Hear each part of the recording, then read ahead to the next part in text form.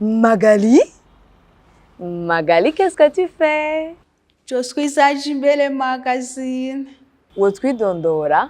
Nitwa Kwizera Berize ariko benshi banzi kuri Magali Burundi. None hajya wiyise Magali kubera iki? Umugenzi wanje Orofe yasanzwe ariko aratamba indirimbo yitwa Magali. Nanje mba nitayemo ricarira mfata iryo zina rya Magali. Mu buzima busanzwe wo bukora iki? Je mu buzima busanzwe nkora akazi ko mu nzu na TikTok. TikTok wayitanguye ryari? Umaze gukora video zingana gute? Video ni nyinshi sinoziharura, itanguye mu kwezi kwa mbere k'umwaka wa 2022. Olof ubuntu niwe yatanguye kwerekana ku mbuga ngurukana bumenyi. None mwamenyanye gute? Turabana mu rupangu.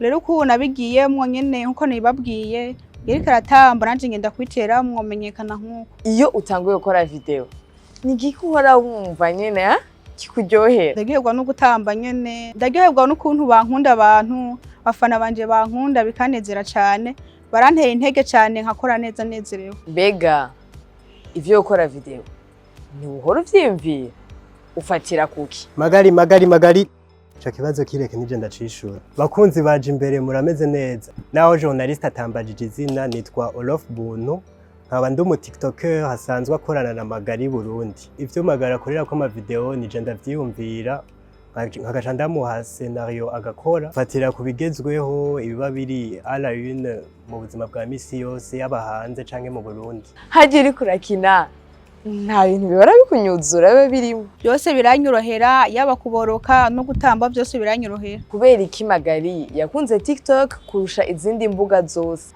Nanje sindabizi yo ngabere nayisanzemwo, nanje vyanjiyemwo navyisanzemwo. Mbega ufise imyaka ingahe? 20. Magali yoba yarize? Ego narize. Ko TikTok uyizi cane yoba yabayeho kuva ryari? TikTok yatanguye mu kwezi ku9, itanguzwa n'umuntu yitwa Zangiye Mingi muri 2016. Iyo wumva ushaka kuruhuka ukunda gukora iki? Ndakunda kuryama, nkakunda gutwenza abantu no gusenga. Video yawe kugira ikundwe nuduki witaho gushiramo? Video ya Magali kugira ikundwe na bose ndagerageza gushiramwo humour, bien que na Magali ubwiwe asanzwe atwenza, cela suffit. Indoto y'ibisazi ya Magali ni yaye? Nifuza gutera imbere, nkateza imbere abandi, nanje nkiteza imbere n'umuryango wanje wose. Nk'ubu uwo guha TikTok yaje imbere woyishira kiki? Je TikTok yaje imbere kubera inzi ikundwa n'abantu benshi, noshaka utuntu batwenza n'imiburiburi nka 5 ku munsi, nkabakoramo stress bafise. Noshira ko ama vibes menshi, inkuru ziryoshe,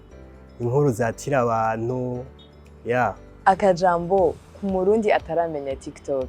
TikTok iraruhura abarundi kazi ntibiyugare. Umurundi ataramenya TikTok ko iteresharja kikura stress mu mutwe. Twese tuba dusanzwe tugendana ama stress, ariko iyo ugiye kuri TikTok ziragabanuka, kandi no mutumirira kuja gufollowinga Magali stress zose zirazigabanuka.